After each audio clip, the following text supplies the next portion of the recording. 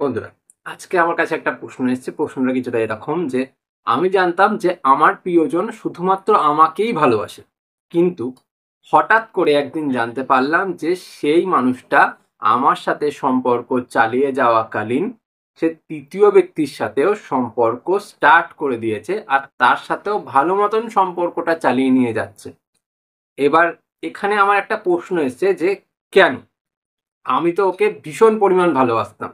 সেই মানুষটাকে তো আমি সবকিছু দিয়ে ভালোবেসেছি। তাহলে কেন সেই মানুষটা আমার সাথে এমনটা করলো? আর যখন এমন করেই ফেললো, তো আমি কি করলে সেই মানুষটাকে আবার আমার কাছে আনতে পারি? বন্ধুরা, দেখো, বিষয়টা পুরোটা ঠিক এরকম যে তোমার প্রিয়জন একটা পরকীয়া সম্পর্কে জড়িয়ে পড়েছে তোমার সাথে সম্পর্কে থাকাকালীন। এবার কি করলে তুমি সম্পর্কে এই বিষয়টা ঠিক করতে পারবে সেই বিষয় নিয়েও কথা বলবো। আর কেন তোমাদের সম্পর্কের মধ্যে ৩য় ব্যক্তি এলো বা সে পরকীয়াতে যোগ দিল সেই বিষয়টা নিয়েও কথা বলবো। তো পুরো বিষয় নিয়ে যেহেতু আলোচনা হচ্ছে, তো ভিডিওটা পুরোটা দেখো, তাহলে তোমাদের পুরো বিষয়টা বুঝতে সুবিধা হবে আর কি করতে হবে সেটা বুঝতেও সুবিধা হবে। আর সাথে সাথে চ্যানেলটা সাবস্ক্রাইব করে আমার সাথে থেকো। আর মনে হলে দেখো ভিডিওটা একবার লাইক করে দিও, তাতে আমার ভিডিওটা আরো অন্যজনের কাছে পৌঁছতে অনেকটা সহায়তা পাবে। চলো শুরু করছি মেন ভিডিও। ফার্স্ট পয়েন্ট, দেখো বন্ধুরা, সম্পর্কে আমাদের ৩য় ব্যক্তি কেন আসে জানো তো? সম্পর্কের মধ্যে অনেক ছোট ছোট ফাঁক ফোকর থাকে।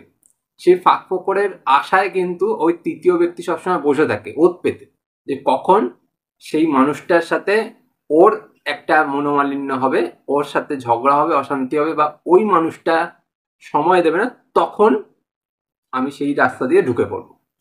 আমি কিন্তু বলে দিলাম ৩টে ফাঁক ফোকর: সম্পর্কে ঝগড়া, অশান্তি, মনোমালিন্য, আর তোমার দেখা না করা, সময় না দেওয়া, এই বিষয়টা।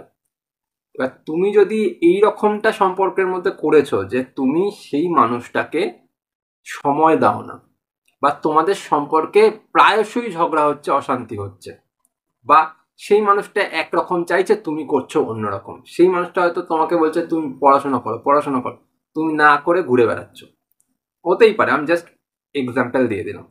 এই কারণেও কিন্তু সেই মানুষটা ৩য় ব্যক্তির সাথে সম্পর্ক করতে পারে।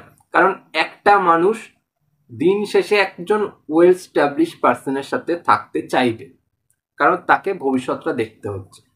যার সাথে থাকলে সেই মানুষটা ভবিষ্যতে ভালো থাকবে, সে সেটার চেষ্টা করবে, তাই তো?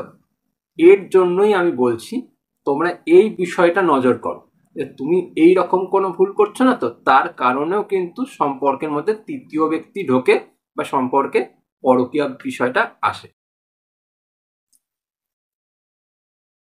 সেকেন্ড কারণ সেকেন্ড কারণ এটাই, দেখবে তুমি যখন সম্পর্কে থাকবে বা সেই মানুষটা তোমার সাথে যখন সম্পর্কে থাকবে, সেই সময় তোমার কাছেও এমন কিছু পাবলিক এসে হাজির হবে যারা তোমার খুব প্রশংসা করছে, তোমার সৌন্দর্যের প্রশংসা করছে, তোমাকে সময় দেওয়ার চেষ্টা করছে, তোমার হাসির প্রশংসা করছে, ঠিক আছে, তোমার প্রতি মনোযোগ বাড়াচ্ছে, তোমার সাথে বারবার চ্যাট করার চেষ্টা করছে, সবকিছু করছে। মানে এক কথায় বলতে গেলে সেই মানুষটা এটা বোঝাতে চাইছে যে তোমার বয়ফ্রেন্ড যে আছে বা তোমার গার্লফ্রেন্ড যে আছে তার থেকে আমি ঢের গুণ ভালো, তোমাকে অনেক সময় দেবো, অনেক ভালো মতন তোমাকে রাখবো, অনেক ভালোভাবে তোমার সাথে সময় কাটাবো, এইরকমটা বোঝানোর চেষ্টা করছে। এটা কিন্তু বস রং নাম্বার। এই জিনিসগুলো এক সময় ভালো লাগে, ঠিক আছে, কিন্তু যখন নতুন সবটাই কিন্তু উত্তেজনাপূর্ণ লাগে আর উত্তেজনাময় লাগে, খুব ভালো লাগে, কিন্তু সেই জিনিসটাই যখন পুরানো হয় সেটাও কিন্তু সেই আগের মতনই হয়ে যায়। তাই আমাদেরকে এই জায়গাটা বুঝতে হবে, আমার প্রিয়জন এমন কারো প্রলোভনের মধ্যে পড়ে যাচ্ছে না তো, যেই মানুষটা তাকে এইরকম ভাবে এন্টারটেন করার চেষ্টা করছে, তোমার হাসিটা খুব সুন্দর, তুমি খুব ভালো মেয়ে, বা তুমি খুব ভালো ছেলে, তুমি কত ভালো একটা কাজ করছো, এক্সেট্রা, নানান ভাবে তাকে প্রলোভন দেওয়ার চেষ্টা করছে। তোমার বয়ফ্রেন্ড তো তোমার সাথেই থাকে না, এক্সেট্রা। এই বিষয়গুলোর থেকে নিজের প্রিয়জনকে আগে বাঁচাতে হবে, নিজের প্রিয়জনকে বোঝাতে হবে যে দেখো ওগুলো কিন্তু রং নাম্বার, এরকম যে করছে সে কিন্তু ঠিক করছে না, সে কিন্তু তোমাকে নিয়ে চলে গিয়ে তোমাকে একলা পথে ছেড়ে দেবে, কারণ ওই মানুষটা তোমার সাথে থাকতে আসেনি, তাকে বোঝাতে হবে। নয়তো প্রিয়জন কিন্তু একবার লাফ মেরে দিলে তুমি কিন্তু আর তার হাত ধরতে পারবে না, সে কিন্তু অতল সমুদ্রে হারিয়ে যাবে। বুঝতে পারলে?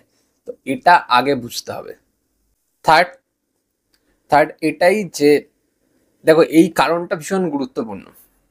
অনেক প্রিয়জন এমন আছে যারা হয়তো সময় ঠিক মতন পায় না তোমার থেকে, নাই দিতে পারো সময়, কারণ তুমি তোমার স্টাডিতে ফোকাস করছো, বা তুমি তোমার জবে ফোকাস করছো, বা তুমি তোমার পরবর্তী জীবনটা ভালো করার জন্য অনেক প্রচেষ্টা করছো যাতে তোমরা ভালো থাকতে পারো। কিন্তু এই প্রচেষ্টা করাকালীন তুমি হয়তো খেয়াল করতে এটা পারছো না যে তোমার প্রিয়জন কোথাও একটা শূন্যতায় ভুগছে।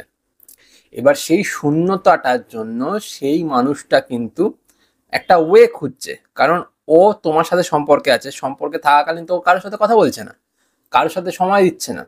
এবার সে সারাদিন ফেসবুকে পড়ে আছে, বা সে সারাদিন ইনস্টাগ্রামে পড়ে আছে।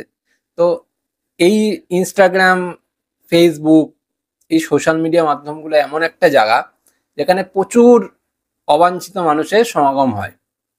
এবার একটা মানুষ তাকে মেসেজ করছে দিনের পর দিন, নানান রকম ইন্টারেস্টিং মেসেজ করছে, সে অ্যাভয়েড করছে, কিন্তু যখন সে তোমার শূন্যতায় ভুগছে, তুমি তো নেই তার কাছে, তাকে মেসেজের উত্তরও দিচ্ছ না, তার সাথে কথাও বলছো না, তুমি তো ভাবছো যে আমি আমার কাজটাকে আগে দেখছি যাতে আমি পরবর্তী জীবনটা ভালো থাকতে পারি। তোমার ভাবনা চিন্তার কোনো ভুল নেই, কিন্তু ওই দিকটাতে যে সেই মানুষটা শূন্যতায় ভুগে ভুগে সেই মানুষটা অন্য আরেকজনের সাথে সময় কাটানোর চেষ্টা করছে। ধরো ভেবে নিলাম অ্যাজ এ ফ্রেন্ড হিসেবেই তার সাথে প্রথমে মিশছে, কিন্তু আস্তে আস্তে সেই মানুষটাই কিন্তু ওই মানুষটার উপর এমনভাবে চড়ে যাবে, তখন কিন্তু সে তোমার থেকে দূরে চলে যাবে। এই কারণে কিন্তু পরকীয়া বিষয়টা অনেক উঠছে, কারণ সে নিজের ভেতরে এমন একটা শূন্যতায় ভুগছে, হয়তো শারীরিক শূন্যতা একটা। তুমি সারাদিন অফিস করছো, তুমি সারাদিন এক জায়গায় থাকছো, সে চাইছে শারীরিক একটা ফিলিংস বা শারীরিক স্বাচ্ছন্দ্য। হয়তো টাকা পয়সা আছে, সবকিছু আছে, কিন্তু শারীরিক খুশিটা সে পাচ্ছে না তোমার থেকে। তো সেই জন্য কিন্তু সেই মানুষটা ওই দিকে স্থানান্তর করছে নিজেকে। এই বিষয়গুলো বুঝতে হবে, কার কোথায় নিডস আছে, কার কোথায় চাহিদা আছে, সেইগুলো যদি তুমি না বুঝতে পারো, সম্পর্কের মধ্যে কিন্তু তৃতীয় ব্যক্তি বা পরকীয়া বিষয়টা আসবে। এইগুলো কিন্তু তিনটে বড় বড় কারণ বললাম। এবার চলে আসবো কি করলে তোমরা এই পরকীয়ার যে জ্বালা বা পরকীয়ায় চলে যাওয়া যে প্রিয়জন তাকে ফিরিয়ে আনতে পারো। পদক্ষেপ নাম্বার 1, দেখো বন্ধুরা, যেই মানুষটা পরকীয়াতে আসক্ত হয়ে গেছে বা তৃতীয় ব্যক্তির কাছে চলে গেছে, এবার যখন সে তৃতীয় ব্যক্তির কাছে চলে যাবে বা সে পরকীয়াতে আসক্ত হয়ে পড়বে, তখন কিন্তু সেই মানুষটা তোমাকে সময় দেওয়া পুরোপুরি বন্ধ করে দেবে। এমন অবস্থায় বিশেষত এটা হয়ে থাকে যে সে নো কন্ট্যাক্টে চলে যায়, পুরোপুরি সে কথা বলা বন্ধ করে দেয়, সে যোগাযোগ করা বন্ধ করে দেয়, সে কল মেসেজের উত্তর দেওয়া বন্ধ করে দেয়, অনেক সময় ব্লকও করে দেয়। এবার এই সময়তে তাকে একদমই ডিস্টার্ব করা যাবে না। তুমি তাকে যত বোঝানোর চেষ্টা করবে যে ওটা রং নাম্বার, ওটা খারাপ মানুষ, ওটা একজন এমন একটা জায়গা যেখানে বিষ আছে, যেখানে তোমার ক্ষতি হতে পারে, তুমি যতই বোঝানোর চেষ্টা করো সে কোনোভাবেই বুঝবে না। তো সেই সময় তোমার চুপ হয়ে যাওয়াটাই সব থেকে বেশি গুরুত্বপূর্ণ। তুমি চুপ হয়ে যাও, তুমি বেশি তাকে ঘাঁটিও না, তাকে বেশি ডিস্টার্ব করো না, তাকে কিছু বোঝানোর চেষ্টা করো না, কারণ যাই করবে সেটা তোমার বিপক্ষেই যাবে, তোমার সপক্ষে কোনোভাবেই যাবে না। বুঝতে পারলাম?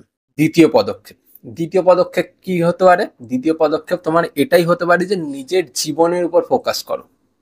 দেখো, সেই মানুষটা তো চলে গেছে, সেই মানুষটা নিজের জীবনে ভালো থাকতে চেষ্টা করছে, কারণ সে অন্য কারোর সাথে সম্পর্ক করছে।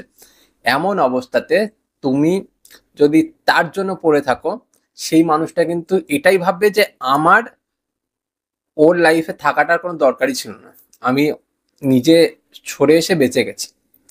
তার জায়গাতে তোমাকে এটা সবসময় মাথায় রাখতে হবে যে আমি আমার জীবনটাকে গুছিয়ে নেব, আমি এমন একটা জায়গায় পৌঁছে যাব, নিজেকে এমনভাবে তৈরি করব যাতে সেই মানুষটার চোখে আমি পড়ি। সেই মানুষটার চোখে পড়লে এটা সে বুঝতে পারবে যে আমি তার প্রতি নির্ভরশীল নই। যখনই সে এটা বুঝতে পারবে তখন কিন্তু তার ভুল ভাঙবে। তুমি যতই তাকে বলো না কেন সে বুঝবে না, তাকে বুঝতে হবে নিজেকেই। আর যখন সে নিজে বুঝতে পারবে এটা, তখন তোমার সফলতাটা সে বুঝতে পারবে। তৃতীয় স্টেপ বা তৃতীয় পদক্ষেপ কি হতে পারে? তৃতীয় পদক্ষেপ তোমার এটাই হতে পারে যে যখন তুমি নিজেকে গড়ে তুলছো, নিজেকে এগিয়ে নিয়ে যাচ্ছ, নিজেকে আরো সুন্দরভাবে গঠন করছো, নিজের সৌন্দর্য বাড়াচ্ছ, সেই বিষয়গুলোকে তুমি তাকে নিজেকে ডেকে কি দেখাবে যে আমি নিজেকে সুন্দর করেছি দেখো, বা আমি নিজে তৈরি হয়েছি দেখো, না। তুমি সেগুলোকে সোশ্যাল মিডিয়া করবে যাতে সেই মানুষটা পরোক্ষভাবে সেটা দেখতে পারে। তুমি তো তাকে ব্লক করোনি, তুমি তো তাকে কোনো দিক থেকে সরিয়ে দাওনি, ফ্রেন্ডেই রেখেছো, সে আছে তোমার সাথে ফ্রেন্ডে।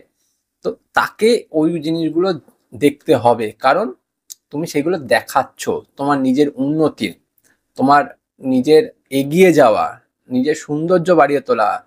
এটাই বোঝায় যে তুমি ওকে ছাড়া বাঁচতে পারো, ওকে ছাড়া চলতে পারো। ও যে ভেবেছিল যে ও চলে গেলে তুমি ভেসে যাবে, সেটা হয়নি।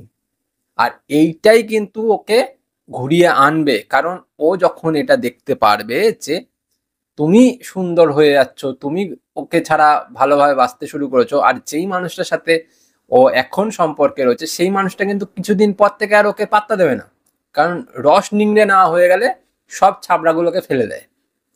তো তোমাকে বুঝতে হবে, সময় হলে সব দেখবে স্মুথ হয়ে গেছে। ঠিক আছে? লাস্ট পদক্ষেপ, দেখো বন্ধুরা, সেই মানুষটা এত কিছু দেখলে ফিরে আসার জন্য চেষ্টা করবেই। আর তখন তোমাকে সীমা নির্ধারণ করতে হবে, তাকে এটা পুরোপুরি বোঝাতে হবে যে আমি তোমাকে ভালোবাসি ঠিকই, কিন্তু তোমাকে এটা বুঝতে হবে যে একবার যদি ভরসা বিশ্বাস উঠে যায়, সেই ভরসা বিশ্বাস পেতে সময় লাগে। ভরসা বিশ্বাস কিন্তু সহজে আবার ফিরে পাওয়া যায় না। যেমন ভাবে তুমি আমাকে ছেড়ে দিয়ে চলে গেছো, সেখানে ভরসা বিশ্বাসটা হারিয়ে গেছে, ঠিক তেমন ভাবে ভরসা বিশ্বাসটাকে অর্জন তোমাকে করে নিতে হবে, তারপরেই তুমি আমার লাইফে জায়গাটা পাবে। যদি এটা বোঝাতে পারো, তাহলেই কিন্তু তুমি তোমার প্রিয়জনকে আবার ফিরে পাবে। যদি সে আসলে আর তুমি অ্যাকসেপ্ট করে নিলে, তাহলে কিন্তু তুমি বোকা বনে গেলে, তোমার কিন্তু কোনো ভ্যালু থাকলো না। এটা বুঝতে হবে। ঠিক আছে? এই হচ্ছে মেন বিষয়, কেন সে চলে গেল, কেমনভাবে তাকে ফিরিয়ে আনবে। যদি মনে হয় আজকের ভিডিও তোমাদের ভালো লেগেছে, ভিডিওটি দেখার সাথে সাথে প্লিজ ভিডিওটাকে লাইক করো আর চ্যানেলটা সাবস্ক্রাইব করে আমাকে একটু সাপোর্ট করো। আর পরে দেখা হবে অন্য কোনো ভিডিও।